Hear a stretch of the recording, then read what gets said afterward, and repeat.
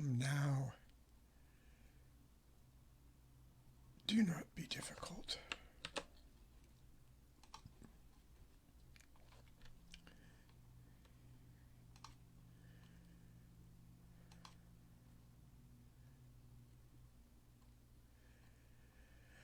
All right, friends, foes, flower children, whoever is out there, let us see what's going on here.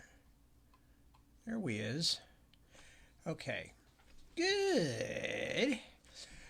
Good to see you all. Hello, I'm Tad. I will be here reading till approximately 2 in the morning, my time, which is about an hour from now. Assuming that everything goes right, that the house is not struck by lightning, that I am not consumed by a giant chameleon, any number of things that could go wrong. But we'll assume that none of them will go wrong, and in that case, I will be here for a while. So I'll be reading stuff. I am doing well. I'm in a good mood. I'm sure you're all breathing a sigh of relief. Maybe he won't talk. So I won't, but not too much. Anyway, but I'm in a good mood because my injection in my wrist seems to be, here's a bizarre mix of metaphors, appears to be bearing fruit. My wrist is bearing fruit. God help me. I can't believe I'm actually a professional writer person. Anyway, but as some of you know, many of you know, maybe all of you know, I've been having a lot of inflammatory issues, which is not anything new. It's not just a getting old thing in my case, because I've been having them since I was like 28 or 29 and first initially started to go through it back in the days when I was still throwing newspapers for a living. So maybe even earlier than that, maybe like 25, 26, that I had my first bouts of tendonitis and stuff like that. So rather than maunder on about that, so anyway, I've had a bad stretch of it lately, and especially was in my wrist, and I couldn't type for like more than 30 seconds at a stretch. And, for somebody like me, that's not a good situation. That's like being a professional pitcher and being told, well, you're absolutely fine, except you can't throw a baseball. So that's fortunately the shot in the wrist seems to be doing me some good, and I actually got 10 or 15 pages written last week in with several days that I couldn't write at all for reasons having nothing to do with health, just having to do with life itself. But I did manage to get a few days of actual work in and didn't suffer any hideous backlash, thing of like, oh my God, I shouldn't have done that, which is what happens if you're not getting better and the inflammatory stuff is still going on. So anyway, it's boring. I mean, everybody, practically everybody can, especially when you get to be a more well-aged person, practically all of us can talk about like this, that, and the other thing, oh my God, my such and such hurts, my lumbago, my gout, whatever the hell it is. So I'm not going to go on and on about that, but there's not really a lot else to talk about, in the sense that we are still just running around dealing with the complexity of life, trying to move, getting ready to move back, trying to do some remodeling stuff, trying to deal with some other things, trying to deal with the usual neurotic pets and recalcitrant offspring. Not recalcitrant in any hugely negative way, but they're all struggling with their own battles in life. And going forward, of course, more or less, not that any of us have any choice, but they are, moving along and doing all the things that they should do and having, mixed success as always. Because life doesn't just give you nothing but wins. It's not just a victory thing. And in fact, an important part of life, and I'm sure you all know this already, but a very important part of life is learning what to do when things aren't working out and figuring out how you're going to respond to that and learning things about yourself, because we learn more about ourselves, I think, in times of stress and travail than we do when things are going well, because Well, that's pretty obvious why. Because you have to bump up against things before you realize that you may need to adjust your methods. So anyway, so at the moment, everybody in the family is doing okay. The dogs are okay. The the kids are okay. The cat is okay. I never see her anymore, by the way. Lily, my office cat, has now moved in with one of our kids, and she's still in our house, but because that young person is living here in the house, but she never comes out of the room because Johnny would eat her. So Johnny, the big dog, would eat her. So as a result, she just basically is always in that room, and I hardly ever see her. I got to feed her tonight because because that particular young person was out doing something. So I had cat feeding duty, so I got to go in and say hello to Lily. But to tell you the honest to God truth, I don't know how sentimental she was about our reunion. She basically paid no attention to me and paid attention only to the food that I was putting in her bowl. So I'm sure there's a lesson there for pet lovers and pet owners and havers and all that. Anyway, so I don't have a huge amount to say. I'm back working on Ordinary Farm. I'm at the same time I'm doing mental work on Splintered Sun. I am just waiting to get a final publication date on the Navigator's Children, which is finished. As far as I'm concerned, I mean, I probably have one more pass to go through it when it's been typeset. But as far as I'm concerned, I have taken in all of the useful advice, responses, criticisms, etc., that my first readers have given me, and I have processed them all in the Vegematic that is this brain box here. And I have made many changes based on that feedback, and some things I have cruelly and intentionally left just the way they were because I like them that way, even if nobody else does. Because what is a work of art, a book, anything, painting, a building, from the architectural point of view? What is it if it is not an expression of an artistic viewpoint? So, sometimes I just have to say, even, when my publishers themselves, bless them, who have been, the foundation of my life as a writer and have been incredible help to me over the years, and friends as well.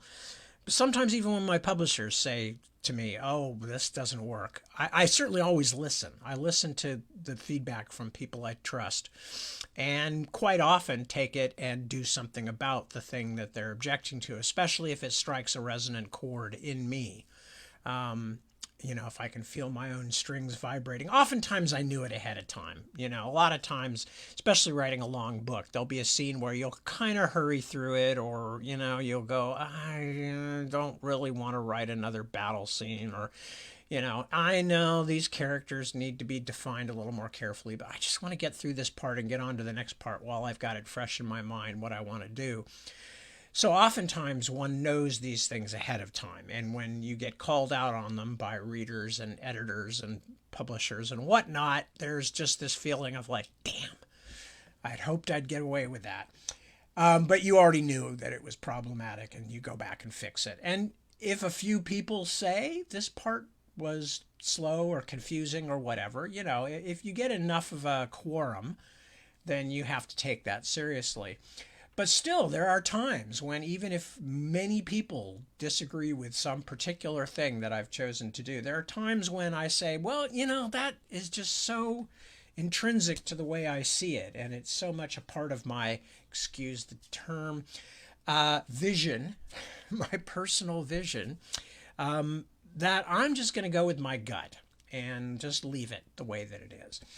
And I'm sure that there's still times that I do that it turns, that most readers will read it and go, why didn't he fix this bit? Or, this part's slow or whatever.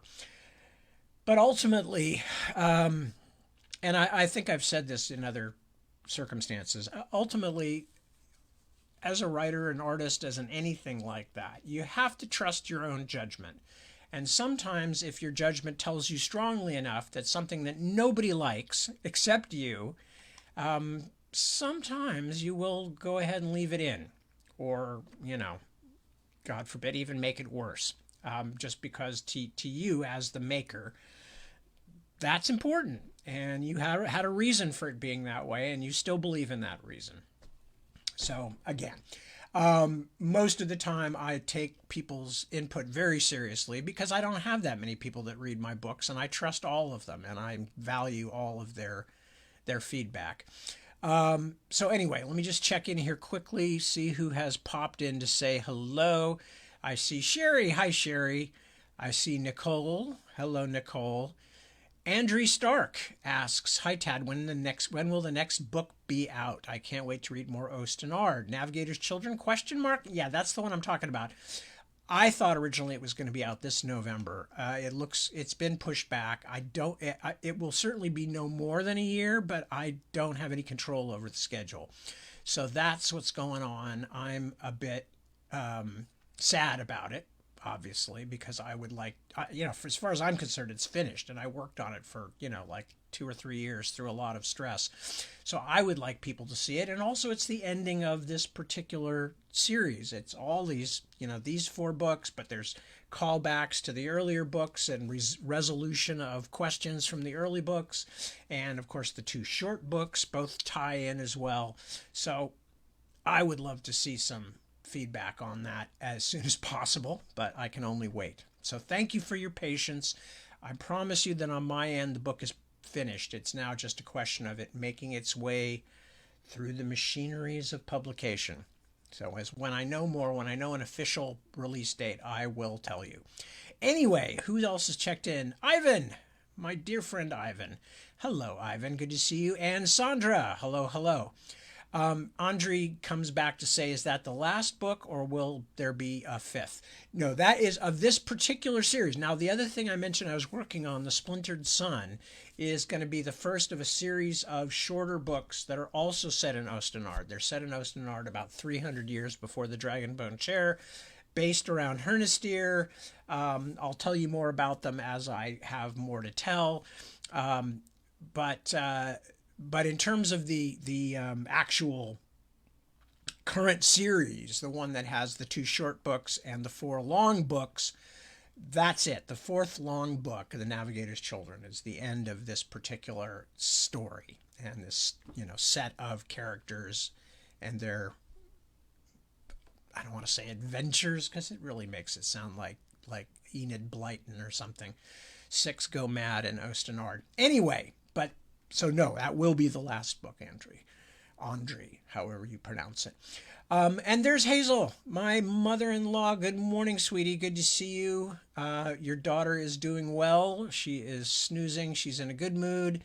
I think she's talked to you already, told you some of the things that are going on in the family. And so I won't bother to do it here on Facebook. But anyway, good to see you. We are moving at the end of the year, so we're shooting for the earliest part of January, just so you know. Jan or Jan Mühlenweg. And so hello, good to see you. I'm pronouncing it German. It might be, you don't usually get an umlaut in Dutch, I don't think, but so I'm giving it Jan Mühlenweg and giving it the German pronunciation. I hope I am correct. Anyway, so let me check and see if anybody else has popped in. Sandra, I said hello to. Ivan, of course. Sherry. Isaac. Hello, Isaac. Good to see you. Kristen, welcome back. Good to have you with me as always. Cliff, a pleasure. Iris, good to see you too. Chris Fab. Hello, Chris. Christina Spire. Hello, Christina. Nice to see you. Or Spire. I don't know how the EY is pronounced in German particularly. I'm guessing maybe Speere. Dirk, hello, hello. Ron, hello, buddy. I was just talking about you and a few other people just a moment ago. Ilva, that's one of the other people I was talking about, but in a general sense, without naming either of you. But obviously, Ron and Ilva are 2 of my readers that actually give me the early feedback on the books. And one of the reasons is because they know the material better than I do. Although I'm starting to catch up again now after having just written 6 books back in the Ostenard universe. I'm starting to catch up again on my own history, my own fictional history. Winter, hello, Winter. Good to see you. Anamika, and you too. And Nicole, I think I already said hello to you already, but I can say hello again. Hello, good to see you. Thank you all for joining me. So, without further ado, because as I mentioned, we're dealing just with a lot of stuff, but nothing particularly germane that any of you would care about. Yeah, nothing new and exciting. So I will pass along. I will tell you more about some of the writing stuff I'm doing at a later stage. I need to get a little momentum going first, so I'm afraid of talking about it too much because talking about something you're going to be doing is always a good way to diffuse your energy and sometimes actually winds up having a harmful effect on the work itself because you talk it out instead of having to make it come out in writing. But I will actually tell you some stuff just because I think there's some interesting things to be learned about the process. But I'm not going to do that tonight. I will do that another time. So at this point, then, with no further ado, I will start reading. So. What and where I am reading is obviously from the Witchwood Crown, and more specifically from the Witchwood Crown, where we are just meeting Nezeru for the first time. Nezeru is the daughter of Soja, who we already met, a mortal woman who has been living as a concubine in Nakiga to Vieki, who is an important figure, governmental figure in the Norn or Hikedaya city. He is the head of the Builders Order, so he's in charge of all that kind of stuff. Anyway, so we are for the first time meeting Nezeru. The only things we know about her so far is that she is what is called a half-blood. She is the child of a mortal and a Hikedaya. But she has also been a very, very good student of the Order of Sacrifice, which is the military arm of the Norns or of the Hikedaya. And she is on her first, she has been promoted to a very important role, which is one of a Queen's Hand, which is a small, excuse me, almost like a, what would we call it? Almost like a special forces unit, except very small, 5 people. Or 5 Norns, which is why it's called a Queen's Hand, because each of them is considered to be like a finger. Anyway, so that's what they're doing, and she is traveling with the rest of this hand under the guidance of Chieftain Mako, and she is sitting here on the boat. It's a boat crewed by mortals that are taking them somewhere, and Nezeru is watching Mako sharpen his sword, which is a sword named Cold Root, of a great and important lineage amongst the Hikedaya. So Nezeru the Half-Blood is who we're focusing on at the moment. So I will begin. The sword was well worth the care, of course, a blade of impeccable... let me start that again. The sword was well worth the care, of course, a blade of impeccable lineage. Fellow sacrifice Keme had once told her, in tones of veneration, that it had belonged to a brother of Ecumeniso himself, the queen's revered but long dead husband. More recently, it had been wielded by one of Mako's nearer kin, General Sunoku, the beloved hero who had died in the Nakiga siege. Nezeru did her best to watch without too much obvious staring. It was a very bad time to break their leader's attention. Mako had slapped Ibikai's face once for coughing when Cold Root was unsheathed. As she watched the chieftain's long, pale fingers moving across the blade, she found herself almost falling into the pattern of the Witchwood, its gray lines like whorls on a fingertip, so delicate as to be almost invisible. Each Witchwood sword was as individual as its wielder. The pattern of the grain differed with each tree. Even discounting ornament, no Witchwood sword would ever be the same as another. They were rarer than ever now, since Witchwood itself was ever more scarce. Nezeru had heard whispers that the groves were lifeless places now, that only a few of the trees still grew, and that these had been moved for safety to a garden inside the royal palace. Some of the whispers even said that these last trees were dying too.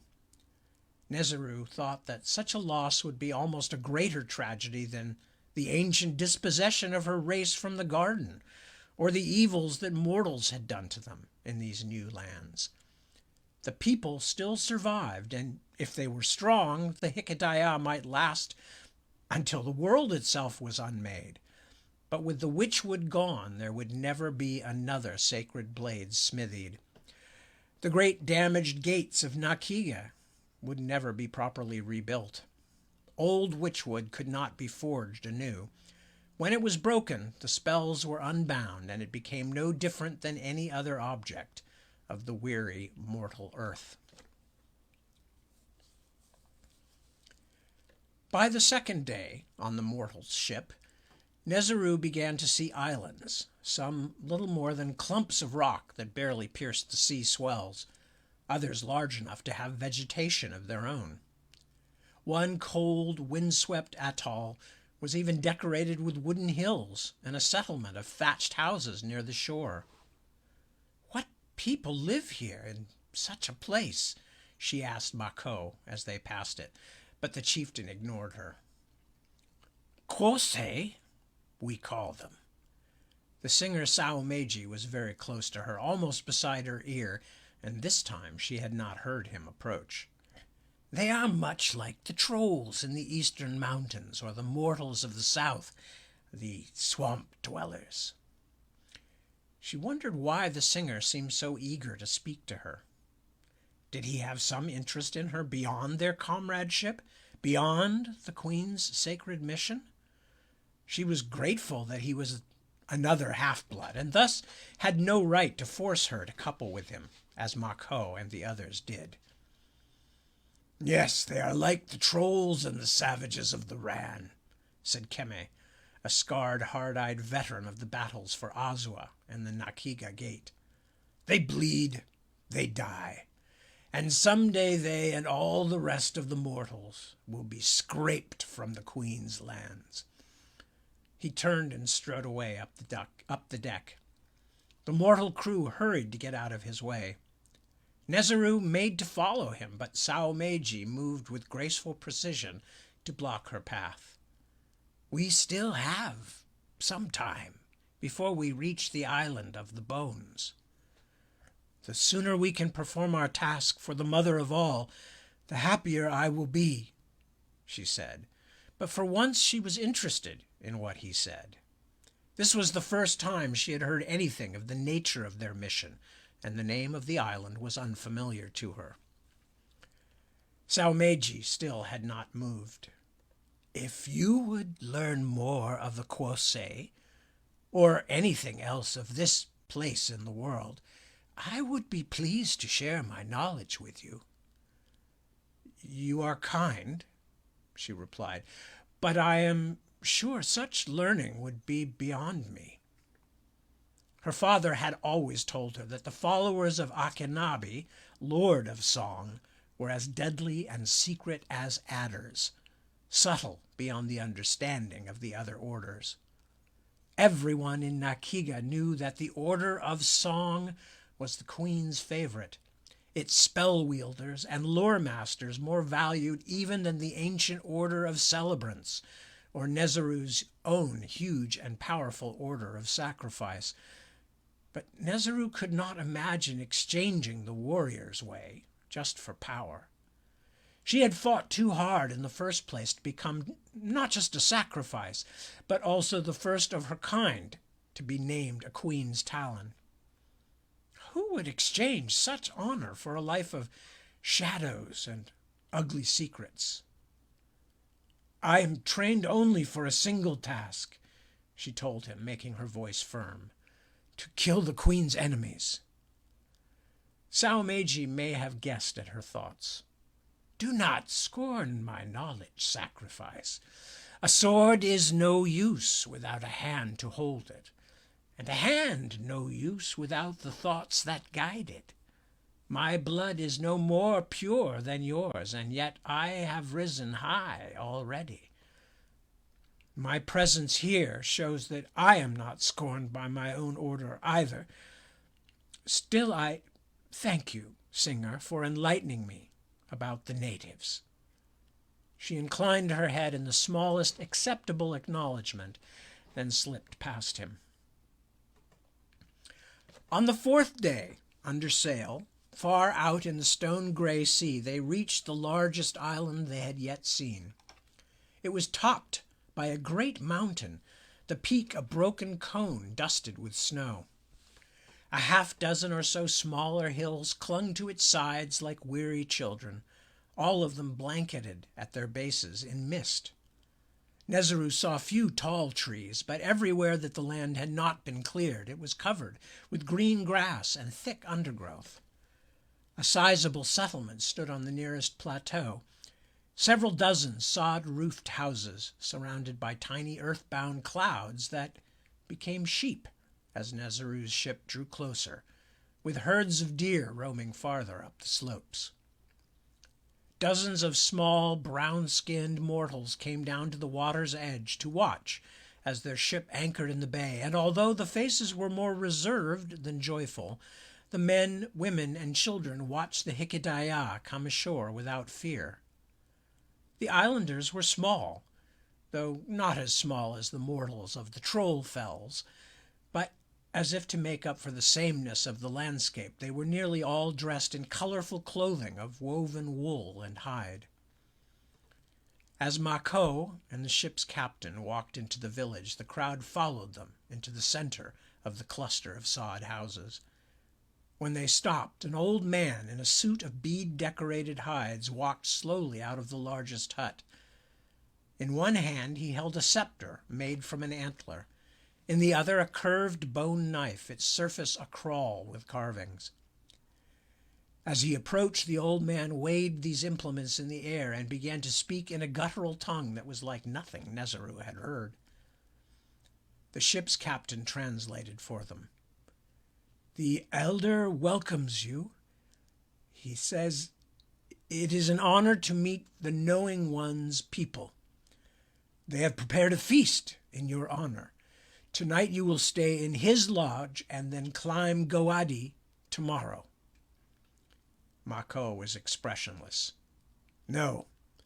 Tell him we wish to see the bones now." A little taken aback, the captain translated this to the elder and the other villagers. The old man waved his staff again, this time using it to point toward the towering peak above them. "He says the shrine is high on Goadi, and it is almost evening. The paths are too dangerous in darkness. Also, you may frighten the guardians of the shrine by arriving unexpectedly." "It does not matter," said Mako. "This is what our queen has ordered. Her words are our law. If we cannot reach this place tonight, we will spend the night on the mountain and continue in the morning." Nezeru did not know whose bones Mako spoke of, or what value there was in seeing them, but as she examined the strange small folk surrounding them, and the exultant, endlessly varied greens of the island's vegetation, she felt an unexpected pride. Who would have dreamed that a mere half-blood child could travel so far from Nakiga and see such things? If she had not followed her heart into the order of sacrifice, she would now be piling stone on dull stone as part of her father's order of builders, or perhaps have become a second wife for one of his underlings. What would High Magister Vieki think now, after trying so hard to keep her from submitting to the order of sacrifice, if he could see his daughter serving the mother of the people here at the farthest edge of the world? Surely he would be ashamed at his own timidity. Surely he would have to admit that his daughter had chosen well. Led by islander guides, they climbed most of the way to the top of the mountain before darkness fell.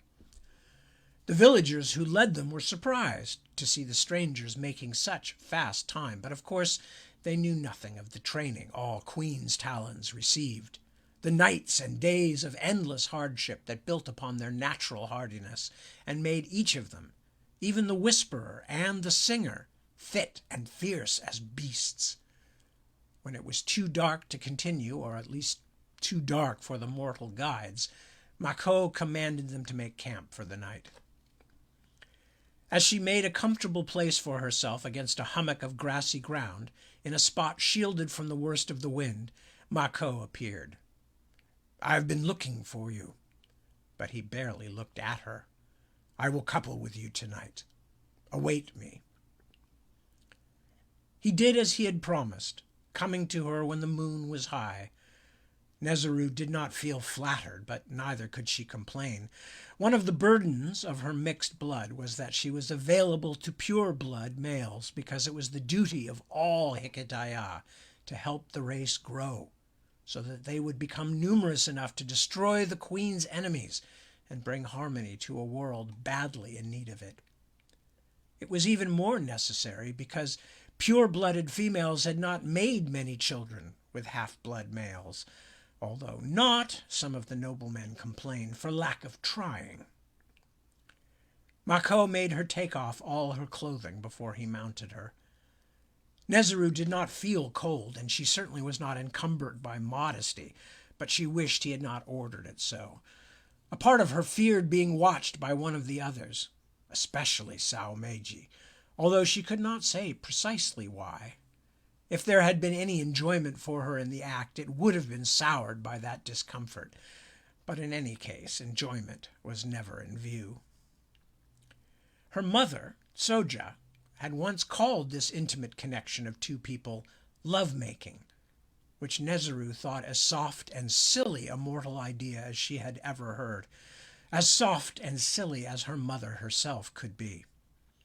Soja had also tried to comfort Nezeru after she had been disciplined by her father, even when Nezeru herself tried to shrug off the embraces and the pointless apologies.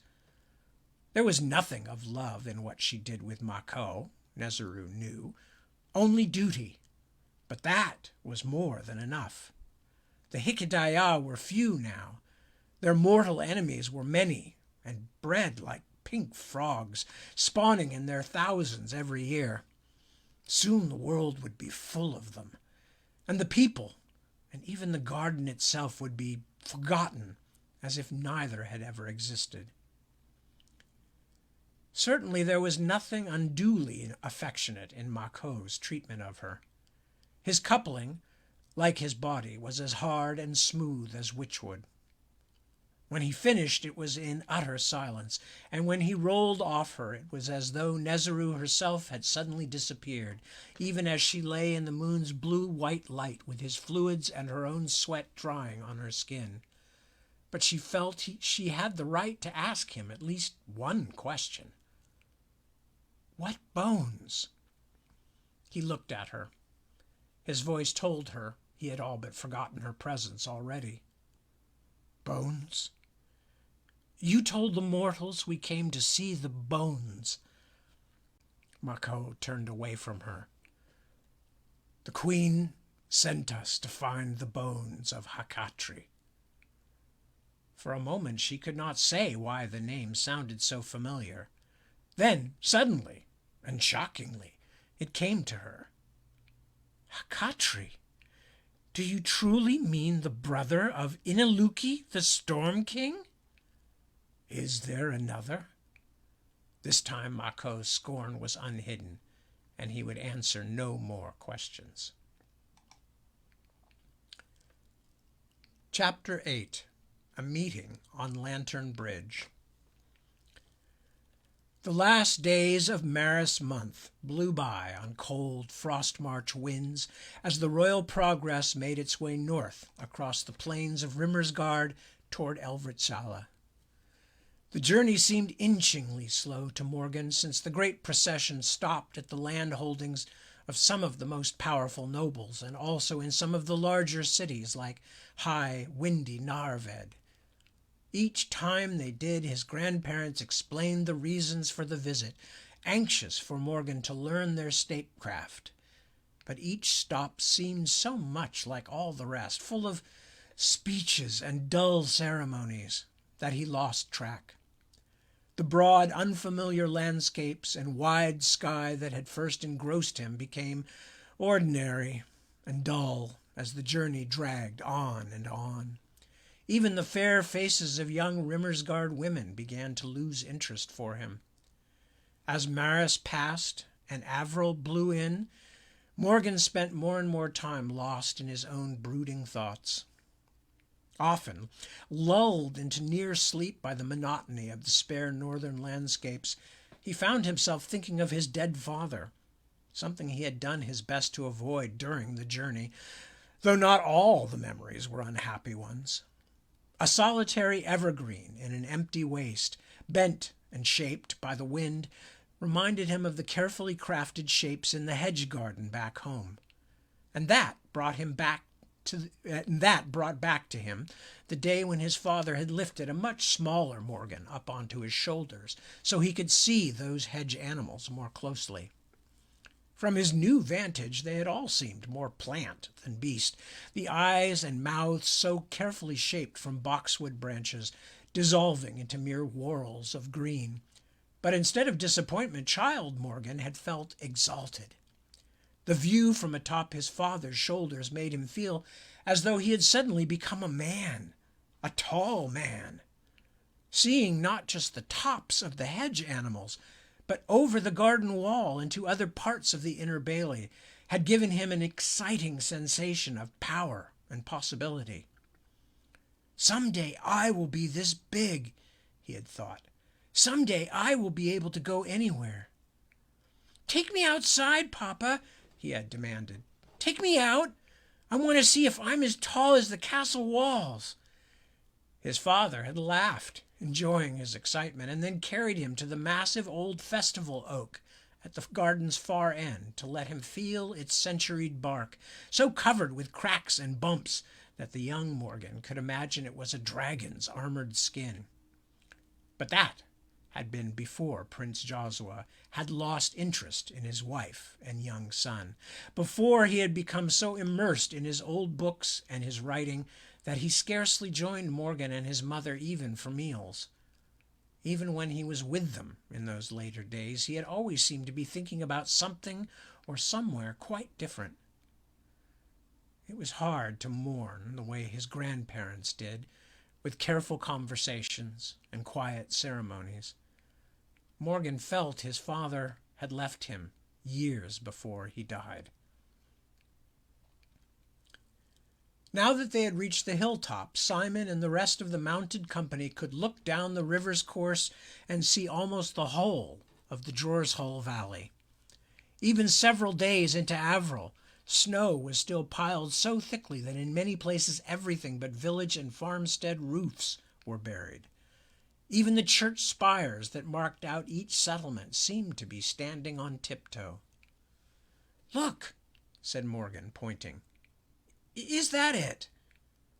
The Royal Progress had been following the course of the river for several chilly days, through cold rains and painful flights of gravelly sleet, but it seemed they had finally reached their destination, a huge walled city at the far end of the valley, where the Gratuvask split into two channels. Set on the peak at its center was a keep, surrounded by four stocky towers, each crowned with a steep conical roof. "Elvritsala," Simon said. "Praise God, we've finally arrived. I haven't seen the place for so long." Even so early in the gray afternoon, the city smoldered with lights, like a field of live coals. "What are those other lights, Grandfather?" Morgan asked. "The ones stretching over the river." "That is the Lichtenspan, lantern bridge in Westerling," the king explained. "The lanterns are hung along its whole length. Most of the time they are lit at sunset each evening and extinguished when the sun rises. But it looks like they've lit them early today, perhaps because of us." "I would not be surprised," Miriam L. said. We are the High Throne, after all. It's not as though we visit every Senate. It's a very nice bridge, Morgan said dutifully, but Simon thought it a poor compliment. He had loved the Lichten span since the first time he had seen it. The distant rows of lights always seemed to float above the river like something magical. "Did you know," he told his grandson, "that there are times in winter when the lanterns burn for days straight because the sun never rises?" He frowned at Morgan's dubious look. "Don't scoff, lad. It's the truth. In summer it is the opposite. The sun stays in the sky for days." Morgan was obviously doing his best to stay on his elder's good sides, but his youthful pride just as obviously made him fear being the butt of some hoary old joke. "Is that really true, grandmother?" he called to the Queen. "Unlike some of the things your grandfather says, yes, it actually is. Duchess Guttrin used to speak of how the winter made her fret because it felt as though the sun had actually gone away for good. But do not ask me why such a thing should be." "It is because the vault of the sky is curved, I think," Simon said. "Something of that sort. Morgenes once explained it to me." "Ask Lord Tiamak," the Queen suggested. "He doubtless has learned something from his many books that can explain it, Morgan." "I will, grandmother." But the prince could not hide his lack of enthusiasm at the prospect of being lectured on the workings of the firmament, and Simon felt a prickle of irritation. What did it take to engage the lad? Morgan would inherit the rule of this land and most of the known world, yet he acted as though it were all some unwanted chore. It was hard for Simon not to blame Miri. She was always worrying about their grandson, trying to protect him from his own mistakes. He certainly understood why. How could he not, after the terrible loss she had suffered? They had all suffered. But protecting the boy from the consequences of his mistakes seemed like the wrong idea. Yes, he lost his father. But I lost both my mother and father before I was born, and I had no loving grandparents, no younger sister, none of the things that Morgan has. I had blistered hands from hard work in the kitchen, and I had Rachel the dragon pinching my ears. Would the boy trade his condition for mine? Simon took a breath. "It would not harm you to learn a bit more," he said out loud, "about the history of the nations under our high throne." Morgan saw his direction and changed the subject. "Why is the bridge so high over the river? I've never seen a bridge so tall." Simon had to admit it was a sensible question, and his annoyance faded. His grandson was no fool, at least. The Lichten span was set on a row of tall stone arches, so that it stood far above even the leaping froth thrown up by the turbulent river. "That's because when the spring thaws come, the Gratu Vask climbs over its banks and rises a man's height or more and stays there for weeks," Simon explained. "The water rushes down from the mountain so fast that it's full of white foam. And cold. I remember his Grimner talking about it. It isn't water, it's melted ice, he used to say. And it hasn't melted much." He laughed.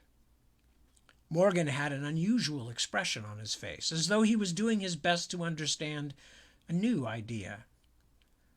"You and grandmother talk about the Duke very often, grandfather. You must have loved him. I'm sorry I never knew him." Simon was a bit surprised by Morgan's words, worried that they were meant only as a distraction, but after a moment he nodded and smiled. "Duke Grimner was a great man," he said, then corrected himself. "He is a great man, and we may yet greet him before this day is over. Grimner is the best friend Erkenland and the High Ward ever had, a man who saved my life and your grandmother's life many times over. I have prayed God would let him see you once more, now that you are grown, and not just because you will inherit the high ward from us one day and rule over his people. It would mean much to the Queen and to me if that good old fellow could give you his blessing."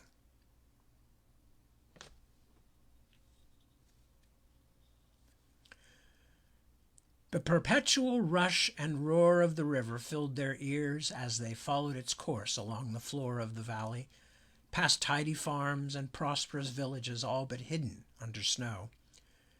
In places the drifts were still piled so high that the houses were marked only by the smoke wafting from their chimneys. Morgan seemed to be enjoying the sights, but Miriamele just wanted the ride to end, in part to escape the cold, but in the largest part because she desperately wanted to see beloved Isgrimner still alive.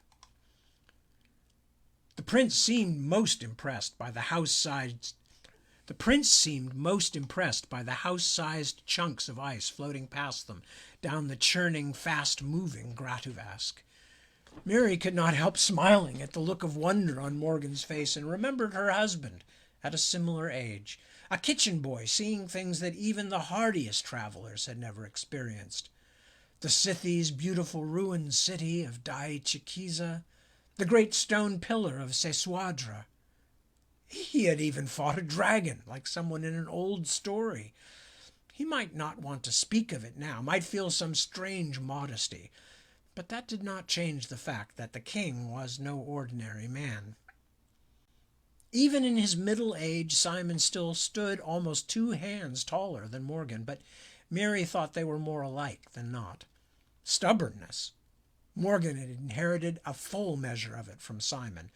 But, as her husband liked to point out, Miriamele was no sapling bending to the wind herself.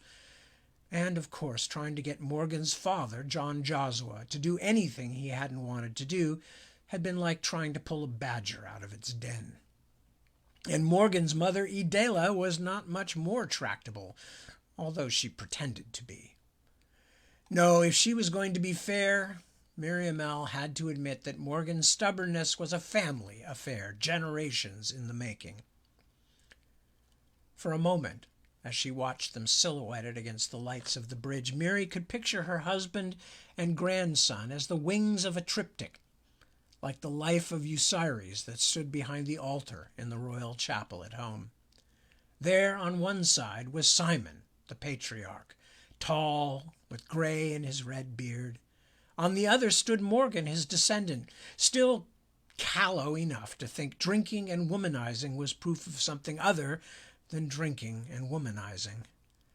But the center panel was missing, that which should have been her son, John Josua, and which should have united the two on either side. Her child, her beautiful child, who had grown to be such a tall, clever young man, was now only a shadow even to his own children. His death had left a hole in their lives that could never be filled, no matter how she and the rest of the family pretended.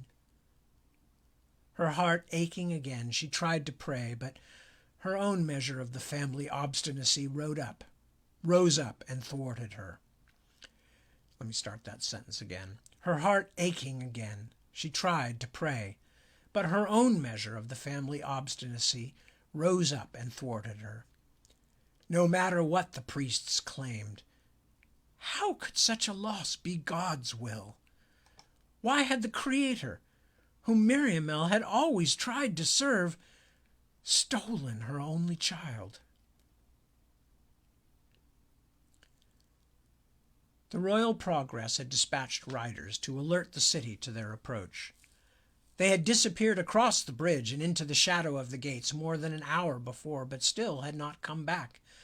Miriamele was beginning to wonder if something had gone wrong.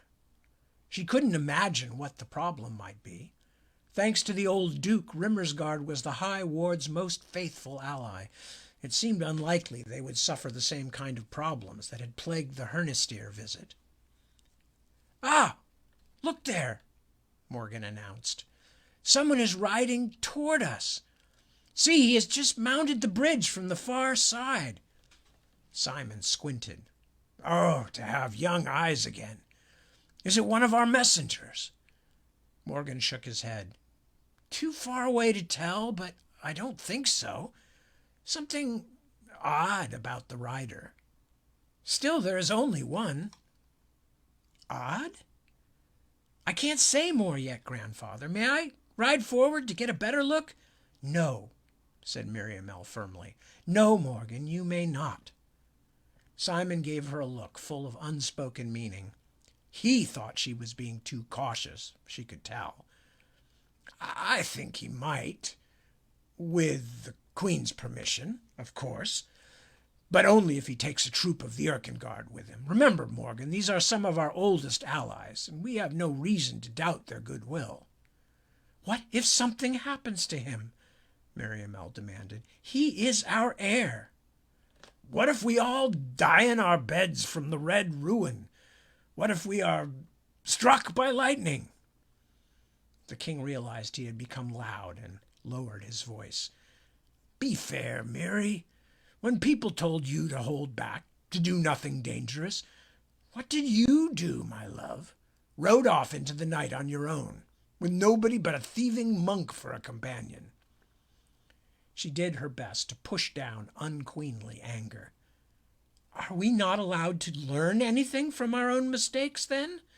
Should we let our children and grandchildren make the same errors without saying a word? Making those errors may be the only way they will learn the lessons we did, my dear one, Simon said. Certainly for all Morgenes or Rachel tried to teach me, it never quite made sense until I had ignored their good advice and done something impressively stupid instead. He put on his most innocently harmless face. Come now, wife. Let Prince Morgan ride out with the Erkenguard to find out who is coming to meet us. As was often the case, Miri found herself caught between wanting to kiss her husband and briskly rattle his pate. Instead, she shot him a look that made it clear the larger discussion had not ended, but at last gave her reluctant consent. While Morgan was gathering an escort of Erkenguards, Simon called for Renan, the minstrel. Ever since he had scolded the young harper some days earlier, her husband had gone out of his way to be kind to him. When at last the musician was located, he looked anxious as a cat in a room full of drunken dancers. Majesty? I want you to ride with me, Harper, the king told him. Somebody find this lad a horse.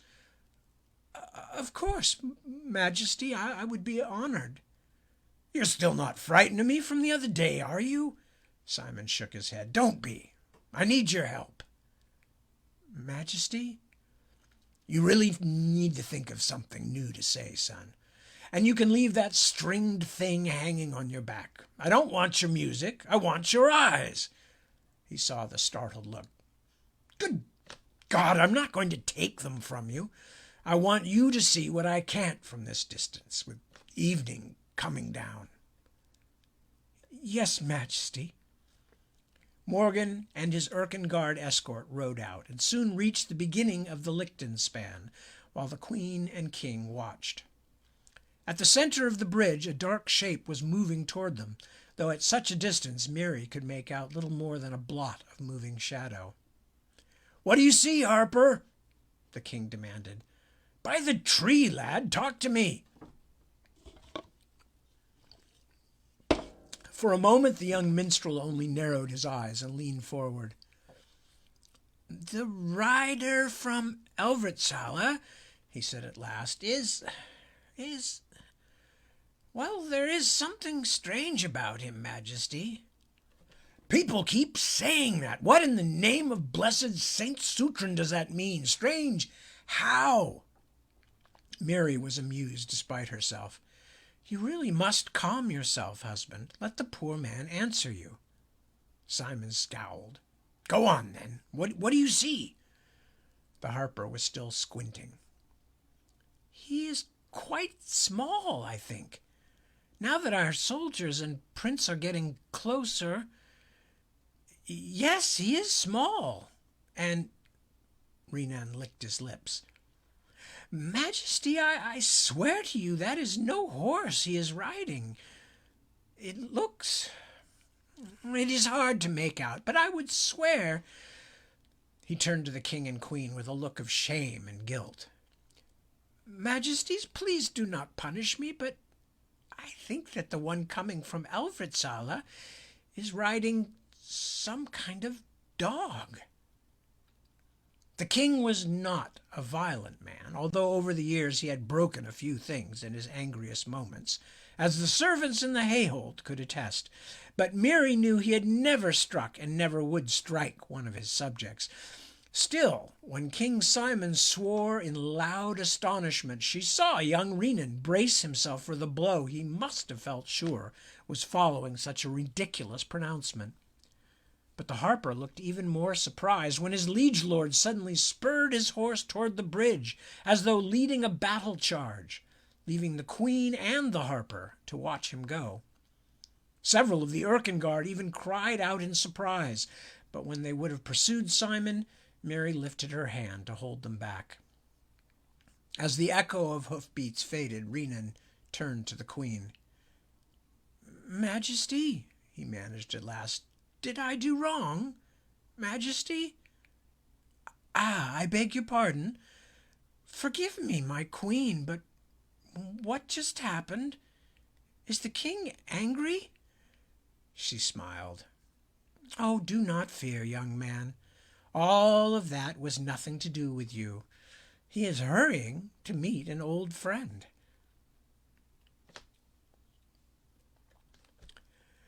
Morgan and his guardsmen had just reined up their mounts, filled with surprise and not a little superstitious dismay at the apparition before them, when they heard the clatter of hoofs coming up the stone bridge behind them. Already unnerved by the odd little man riding toward them on a huge white wolf, the sound of swift pursuit startled Morgan's horse so badly that he had to fight to stay in the saddle. His balance finally regained, he yanked his sword out of its scabbard, wondering if he would now have to fight to the death like some ancient hero. Caught up in the moment, several of the Erkenguard drew their blades as well. "Put up!" someone shouted. "Put up your blades! It is the king coming!" The wedge of men on the bridge milled in confusion as they struggled to make a way between them for their fast-moving monarch. Morgan could only watch as King Simon, standing in his stirrups, gray shot, red hair flying, sped through their midst. He scarcely glanced at Morgan as he careened past. "Grandfather?" Morgan called. "Majesty?" But both the king and the wolf-riding apparition had stopped in the middle of the bridge and were climbing down from their mounts, paying attention to nobody but each other. "Binnabick!" his grandfather shouted, then pulled the small figure into his arms like a father whose child has been returned to him after a long, frightening absence. "Friend Simon!" cried the little man, who was scarcely higher than the king's waist, and then laughed as the king whirled him around so violently that Morgan was frightened they might both tumble off the bridge into the freezing Gratuvask. The prince spurred his horse forward, partly to be sure they stayed on the bridge, partly to better make sense of what was happening. Clearly, this must be his grandfather's troll friend, a nearly legendary character.